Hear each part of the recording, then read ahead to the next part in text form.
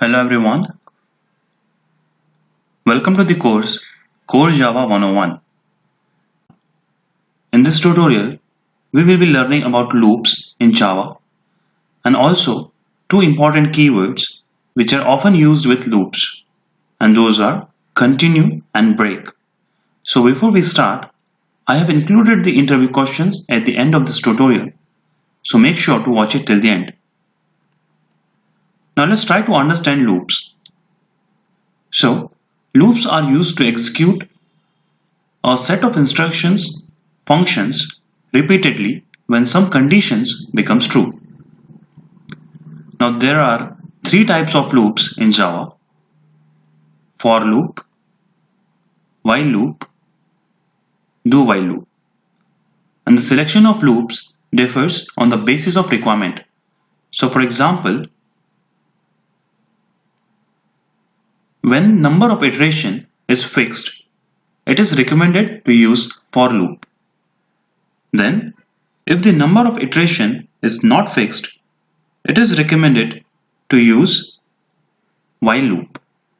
And at last, if the number of iteration is not fixed and we must have to execute the loop at least once, then we use do while loop. Now let's begin with for loop. Now this is the syntax of for loop. Here, inside for, we need to provide three things. The first is initialization, second, condition, and third, increment or decrement. And inside body, we provide the statements that we want to execute if condition is true. Now this is the example.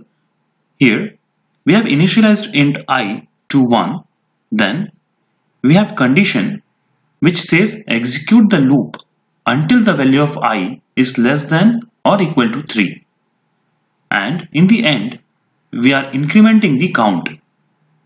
So this loop will execute 3 times and execution will stop once condition becomes false. That is, when the value of I becomes 4. Now this is the flow diagram of for loop, and it is just the representation of what we have seen as part of an example. Then we have while loop. So the syntax of while loop is quite simple. Here we have while with condition in parenthesis, and in body we have statements that we want to execute if condition becomes true. Now the example is also very simple. We are only checking the value of I, and loop will continue to execute until the condition becomes false. And this is the same which is represented in flow diagram. At last, we have do while loop. Now here, in syntax, statements are inside do, where no condition is being checked. And after first execution of statements, we have while with condition. So this will ensure execution at least once, irrespective of condition. Now in this example, we have condition which checks the value of I, and after looking at the condition, we know that it will return false because the value of I is 3 and condition checks for number less than 3.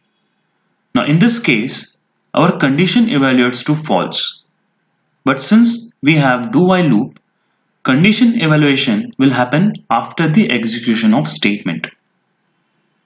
Now this is the flow diagram of do while loop. Now after loops, we have two very important keywords, break and continue, which is very commonly used in conjunction with loops. So let's start with break. Now in Java, break is majorly used to exit the loop or to terminate a case in switch statement. Now as we have seen in previous tutorial that from Java 13, switch no longer uses break. Instead, it uses yield. With the use of break, we can force immediate termination of loop.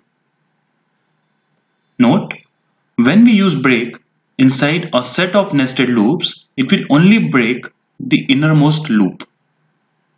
Now this is the example of break where we have for loop which is set to run from 0 to 9, and inside for we have if condition which is checking if I equals to 5, and when this condition will become true, break will exit the loop, resulting in stopping the execution. Now let's understand this with use case. So for example, we have a list of colors and we want to check if it contains blue or not. So what we will do, we will iterate over list and keep on checking the current value, and whenever we find the color, we will terminate the loop because there is no point in further checking. So this is how break can be used. Next is continue. So in Java, continue is used to skip the remaining statement which are after continue keyword and moving on to the next iteration without exiting the loop. The use case is, example, we want to print only odd numbers. So what we'll do is, as part of the solution, we will skip printing even numbers with the use of continue. So let's take a look at the example. Here, our for loop is running from 1 to 9, and inside for we have if condition which is checking mod 2 of I. So mod 2 will always be 0 for an even number, which will make this if condition true, and then inside if we have continue. So whenever we get an even number, condition will become true and print statement will get skipped, and for odd number, print will get executed. Thus we will only have odd numbers printed on console. So at last, interview questions from our topic loops. So the first question is types of loops supported in Java. Then how to write infinite for loop. Next, how can we exit from a loop before its completion. At last, write a program to draw pattern, and some commonly asked patterns are, so these are the commonly asked patterns. Now with this topic, we have completed our first unit of Java. Next is Unit 2, and the Unit 2 has the first topic, which is OOPS concepts. So, thanks for watching.